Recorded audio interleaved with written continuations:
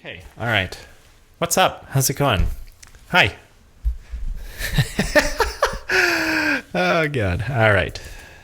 Hi. What's up? I have no idea how I'm going to do this. All right. We are living in a short-term instant gratification world. This is not a surprise to anybody, especially people who are older when they go and see all the crazy stuff that keeps coming out here and there.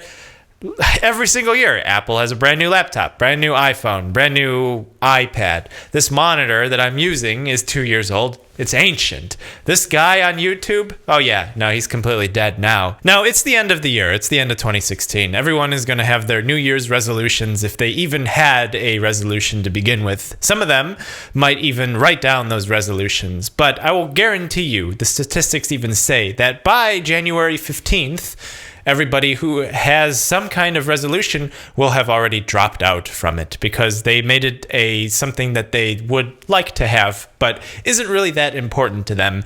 Not so important that they would go and change their behaviors long term.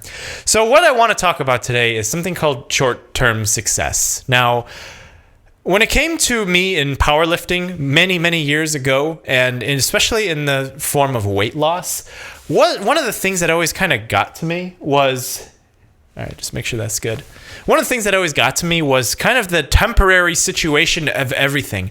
I always needed to eat 6 meals a day. I needed to eat 6-7 meals a day. If I missed a meal, it was completely unacceptable. If I missed a day of training 4 days a week, if I missed one, it would be the apocalypse, right? When I would go on family vacations or family dinners on holidays, that counted as one meal. I'd have to eat 4 more afterwards. And this was a buffet with prime rib and all this other good food. And yet I still needed to eat 4 times a day. And why? Because I had a notion in my head for short-term success that in order to get through the day, I needed to fit some kind of criteria. Now, that was one hobby of mine in powerlifting, that if I missed a day of training, it was the end of the universe. Now, similarly, the new hobby of mine is now YouTube, in case you haven't found out. And with YouTube, for some odd reason, some people feel as if they need to upload every single day. And if not every single day, then at least once a week. And if not once a week, then goddamn, I have no idea what your upload schedule is like. But with these people, they feel as if, especially the Let's Players do this, they feel as if once a new game comes out, they need to be the first person to put up that video. And if they don't need to render anything, if they can just simply talk and put the video out and have that visibility on their channel, that it's somehow going to help them. And that every time a brand new game comes out, that's the first thing that they're going to do is make this video on this particular game. They'll stay up overnight. They'll blow off work, right? Some of the craziest stuff that people will do. Now, a lot of people do this. Even students want to do it for learning, right? There are so many students who would literally just study for the test, and that's it. They just completely disappear afterwards. They completely forget anything that they would know. They don't care about the knowledge. They care about getting the A's so that when they apply for a job, they can put on their resume, hey, my GPA was 4.0 out of 4.0. So many people do that. And that's setting yourself up, in my opinion, for a long-term failure. Now, I get a lot of students do that. When you get older, you've been out of school for a few years, you actually realize how nice being in school is, that you don't have to deal with office politics. You don't have to deal with rude customers. You don't have to deal with finicky buyers and clients, that your job is just to learn, right? And it's not until you get that experience outside of school that you finally realize the beauty of the educational system that we have and just the beauty of learning new skills. Now, more on that in a little bit. When it comes to short-term success, YouTube is probably the biggest purveyor of short-term success that I've ever seen in my life. This channel, I don't want to say that Leafy is Here was absolutely short-term success because he had a channel for several years before he exploded at the beginning of 2016. He actually was a Minecraft PvP YouTuber. Nobody talks about that. He did video games. He did Let's Plays. People don't know about that. Some of the people who have stayed with him, I guess, from the very beginning know, but this was completely unexpected. Nobody had any idea that he would have blown up to the way that he is, and now he's in a weird part of YouTube that is now triggering the mass exodus of all of his followers. It's Kind of strange to see. But this is a guy who dropped out of college in order to pursue YouTube. Now, had he not dropped out of college, he might not have gotten as big as he would have on YouTube. But he also might not be hemorrhaging subscribers now either. One thing that always kind of got to me was when people talk about a video from last week is considered an ancient video. I think that's crazy. Part of the reason I wanted to do YouTube was always that videos were something that you could go back to. You could go back to 2, 3, 4 years later. You ever see a PewDiePie video from 2014? Do you remember any of those?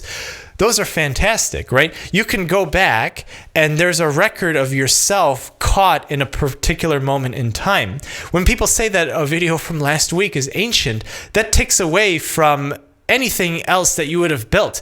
That perpetuates a culture of overnight success without having the 10, 20 years of work getting to become that overnight success. To me, it's a little crazy. And it plays into a mindset of younger people who think that it is easier for them to be able to break it through and to make it without doing any work.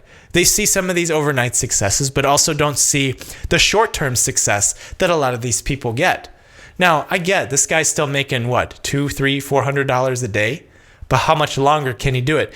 Is he going to be around in 3 years? The industry that I work in the pharmaceutical industry, we have products, the drugs that are getting approved right now by the FDA, the EMEA, those drugs were discovered more than 20 years ago. We're looking at late 90s medicines are now getting approved. That's an incredibly long time. If you work in the Discovery Center, there's something called high throughput screening, where they literally find thousands of compounds every single day, test them in assays or targets, and just to see whether or not these drugs will make it through. Literally, the drugs that are getting approved now were 1 in a million. And even more rare is the drug that's going to make over $1 billion. There's not that many of them. Now, the reason I bring all of this up is because when people get the notion that things from a week ago are considered old and that people getting success overnight, but they don't see the loss of success overnight as well, these people perpetuate into a culture of superficiality, in my opinion. Everything is now skin deep, and that the people who are working to creating these things actually generally have become slaves to doing it. That these people who have to make YouTube videos, who in order to keep up with some of the competition will have to do 1 video every day or 2 videos every day. Or if you're really fucking nuts, you do 4 to 5 videos a day. And how can you possibly stay competitive when the breakneck pace and the things that you produce vaporize into thin air within just a few days? It perpetuates a culture where we only look into the short term for success. We only look at what's going to happen from day to day, and we separate ourselves completely from where we're going to be in a few years. I wholeheartedly know that this guy is going to be in a different place in a few years. We might not even know where he is anymore in just a few years. I know I'm going to be in a very different place in a few years compared to where I am now. Now, in my opinion, the only way to combat this is to be continuously learning new things. Remember, I had brought up that when you are working, you'll find out that school was actually really not that bad, that school was actually really nice. Well, this is where it comes into place, because what you do now is not what you do later. What you know very well now is not something you might know very well later. And the things that you know later are going to be the skills that you take with you into the next era of your life. I've said this multiple times for YouTube. I make very little money when it comes to YouTube. Actually, this is the lowest paying thing that I do with my time. I make more money off of renting out my house than I do from making these videos, which for the last year, I've busted my ass to a large extent to make a lot of these things. But it's the skills that I learn from making the videos that matter. It's about learning different skills. This is completely foreign to me. This is so weird to be making videos. I'm standing here by myself looking at a camera, making what I presume is probably going to be $1 off of this video. Is it worth it? No, not really. But it's the skills that I learned that might transfer to something else later on. I have no idea. Why did I learn computer programming? I ended up making apps for iOS and Android. And now that I know how to program, there are so many different things that I can do at work. If I need to do a quick calculation or run a quick script, those are all different things that I can do. And I can, draft it up really easily, maybe 15 minutes, and I'm ready to go, ready to run that code. It's very helpful. It gets my job done a lot faster, makes my life a lot easier. It's a skill that's transferable to something that's tangible. And I learned that years ago. When it comes to these videos that just vaporize and vanish after, just a few days, we're perpetuating and feeding into a culture that one day somebody's going to fight back against this. So there's a maturity to be learned when it comes to short-term success, that you don't need to kill yourself to get that video out for that particular game. You don't need to kill yourself to make sure that you are at the gym exactly 4 times a week, every week, for the next 20 years of your life. There's going to be something that comes up. There's going to be a time where you're going to have to make a compromise, that you're not going to be able to do exactly as planned, and that the short-term success ultimately brings into long-term failure if you didn't plan correctly. Anyways, that's it for today's video. Leave a like if you enjoyed this video. I really hope you did. Leave me a comment, tell me what you think. Subscribe if you'd like to see more. Thank you so much for watching. I will see you in the next one. Adios, amigos. That's not a good take.